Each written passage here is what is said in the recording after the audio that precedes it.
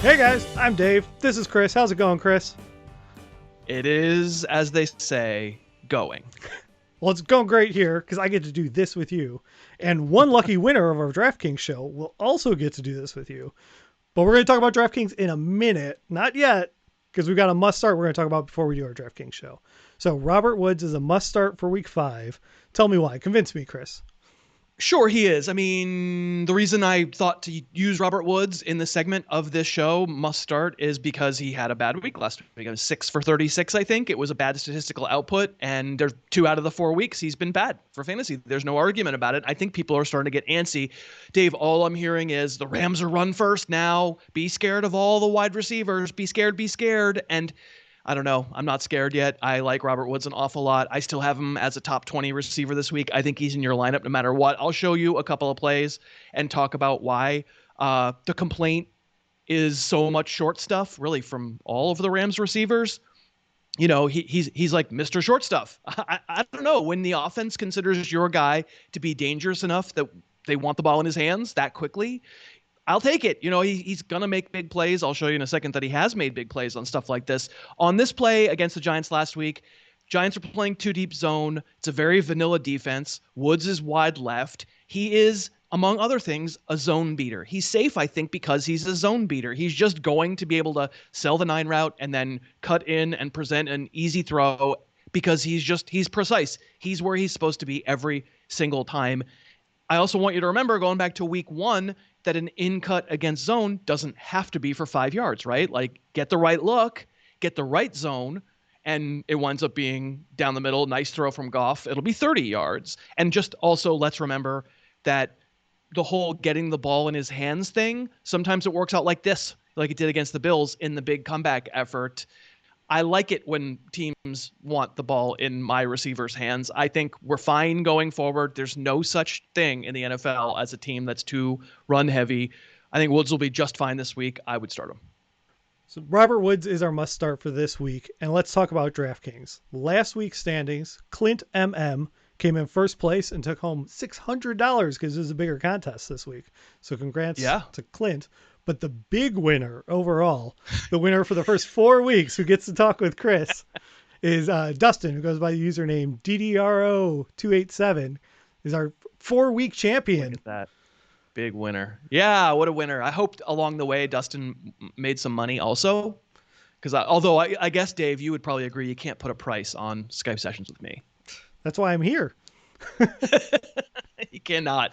It is priceless. Dustin, if you're watching, as of my recording this, I have not heard back from you, but let's set up that Skype. This is what we're going to do. And if you want to play in our contest, that's what we're talking about right now. We're going to give our lineups, our recommendations, but we're also putting up a link to our week 5 contest. The DraftKings does not take a rake. So every $5 entry fee into this contest goes right back to the winners. What is it, Dave? Something like a quarter of the people, something between a quarter and a third of the people who play make something. Yeah, right? It's a progressive. It's about payout. The top 25% or so. Okay, about a quarter. Yep. And I've been terrible in DraftKings, so I'm going to be much better in this next. But we're wiping the slate clean from weeks 5 through 8. Whoever gets the most points in those 4 contests is going to wind up winning a Skype session with me, and those are really fun. I mean, honestly, I'm kid, Dave, but I usually spend like an hour talking with somebody, just shooting the breeze, and we talk about fantasy or we talk about whatever. It's fun. So I look forward to doing them, and we're going to crown another winner in a month. So click the link below, join the contest. You can hit reserve your spot if you're not going to play right now. New slate starting. Let's talk about week 5 for our DraftKings lineups. We're going to work our way through quarterbacks on down. Chris, I was a little tempted to pay up at quarterback for this week. Did you? I did not. It's funny, on the show, Mitch and I, on the podcast, Mitch and I both were like, we weren't going to pay up, and then Mitch did. He paid for Lamar Jackson, and I get it. There are questions about his he hasn't practiced a lot this week, but I think he'll probably wind up being just fine. It's a good matchup against the Bengals. I didn't pick Lamar Jackson or Mahomes. I took the Teddy Bridgewater stack with one of his receivers, who we'll get to in a little bit. I like the matchup against Atlanta. Bridgewater is not going to get a lot of rushing touchdowns like he did last week, but just in terms of value, what do I have him at? 5,900. I'm going to wind up paying up at running back, so I didn't pay at quarterback. All right. I did pay, and it's Mahomes. I never feel bad about Mahomes. Generally, I don't build my lineup paying up for quarterback because I think there's good bargains there. Just kind of the way it Right. worked out. I found some deals elsewhere and had some money locked in Mahomes. Well, so, and we can talk about other players that we would considered, and I think the other one that is going to be very popular is Dak Prescott. Going against the Giants, Prescott's been a machine. I do have the question about whether the Cowboys will be behind the way they've been in these other three games and have to throw in the second half, which is going to explain one of my running back picks. But he's definitely viable. And then in the same game, Daniel Jones is so cheap.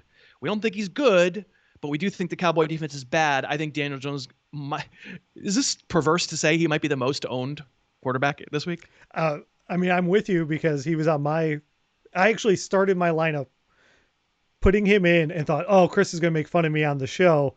Why am I doing it? And then as I built the lineup, I just felt a little too queasy to do it. So a running back, I implied it. I have Zeke Elliott. If anything, to me, this kind of goes counter to the way the Cowboys games have gone. I'm not trying to predict game flow necessarily, but I should be self-explanatory. I mean, Zeke is expensive, but I think he's going to be worth it. And I have the Cajun lawyer, Clyde Edwards-Helaire. Now, Mr. Helaire, people are getting to see me do the Cajun accent for the first time now. But he's very good. I don't think I need to explain. I paid up at running back. I did too. I took Kareem Hunt. The price just didn't seem to adjust at 6,500, and I absolutely agree. And I took Singletary at 5,900, but he's supposed to be playing Tennessee. So my biggest question with Singletary is just, I have to be watching. We're doing this video now. For as far as we know, there's a game, but that's obviously something you got to watch if you take any Tennessee defense or anything with that game, Bills and Tennessee. Sure.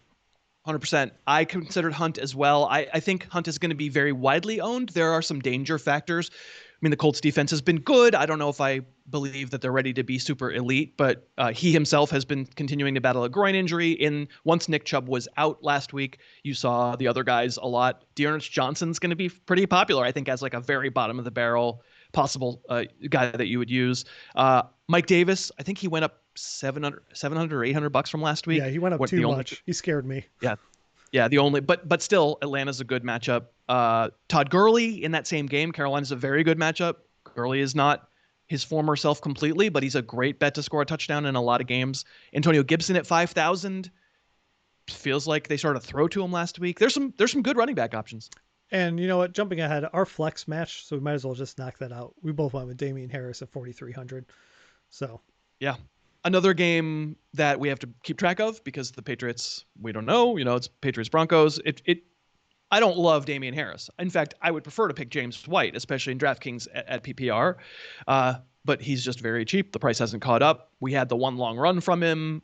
He does feel like he's going to be vastly owned just because, what is he, 4,300? Like very, very. Yeah, he's 4,300. I looked at him, and then if it was a larger pool, not this contest, but I was looking at Freeman as a dart throw because he's like 4,200.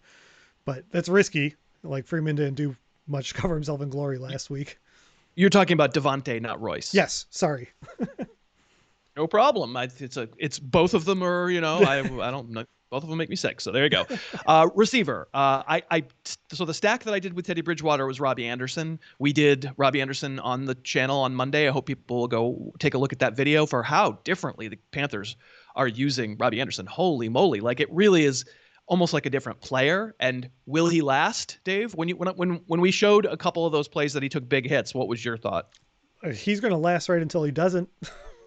Yeah, well, that's exactly the point. Yes. For the purposes of fantasy, what do you care? Like, we care to some degree, but for DFS, for DraftKings, we don't care that much at all.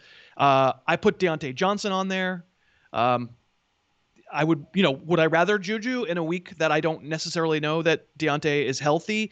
Yeah, but I'll take the shot. Those first 2 weeks stick out to me with the Steelers that he looked like their number one receiver, and that's very interesting to me at 5,600. And then if you're going to pick Daniel Jones, I think a lot of people are going to be stacking him with Darius Slayton. I don't love it. Slayton himself hasn't been that productive. There are other receivers with the Giants, but I think if you're looking for kind of that cheap, I could even see a GPP, a big millionaire maker lineup that had the Jones, Tate, Slayton, Engram, maybe 3 of those 4. And if it pops, it'll really pop. It's probably going to be more popular than we think, though.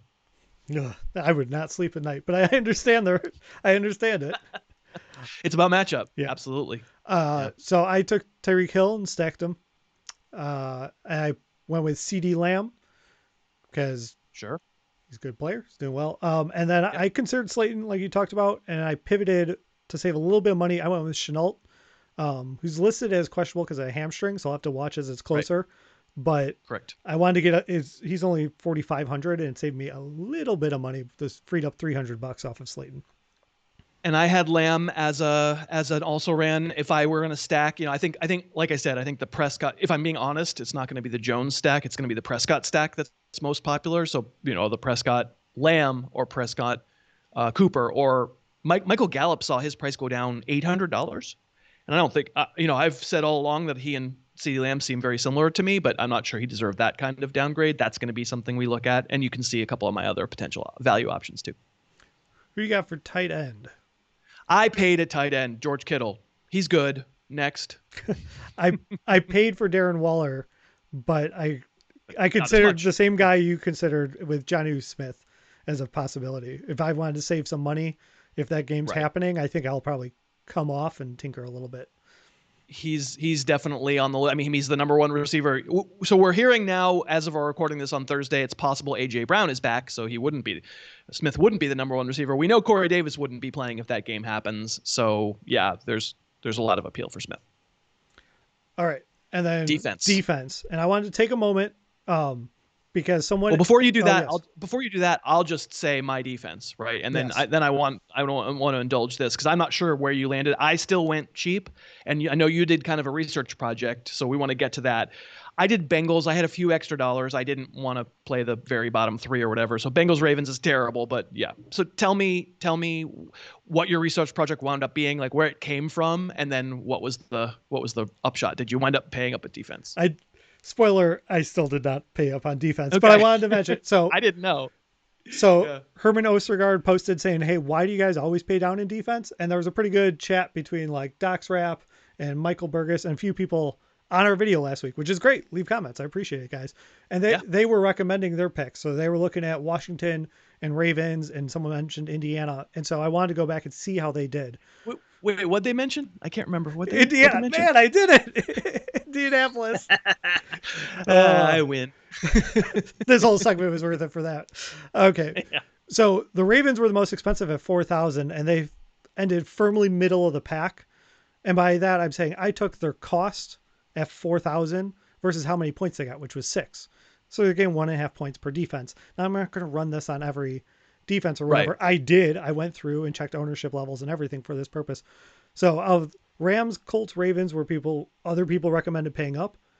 Rams and Colts were number 1 and number 3. So those worked out. But right in between them, the Browns cost $1,000 less. That 2,300, the Browns were the number 2 defense on there for the week. And it's why you can't guess it. It's going to be about, did they get a pick 6 touchdown? Did they get a kick return touchdown? And beyond that, we don't know. So I would rather spend that $2,000 to get me off of, Chenault or so whoever that is making me a little scared. And that's why we pay down in defense. That's the idea behind it. Yeah, I think what you're discovering is if you're talking about points per dollar, defense is pretty damn random. So I ended up paying up a little, as in I didn't take the cheapest. I took the Giants because I had a couple hundred left, because the Raiders are the cheapest. Going against KC still doesn't get you excited, but right. And you're starting the stack, so you don't need necessarily cannibalize against yourself just in case there's a pick 6, right? Right. Yeah. Agreed. So we did it, Dave. We did it. And you guys did too. Thanks for watching till the end. Like, subscribe, and join the contest. Come play with us. It's a lot of fun. Only 1,100 spots, so get on in there. Thanks so much for watching. Please, please, please smash that like button. Write a comment. Tell us who else you'd like to see us review film on. And of course, best of all, please subscribe to our channel and then click that little bell above the subscribe button, and you'll be notified whenever we post a new video.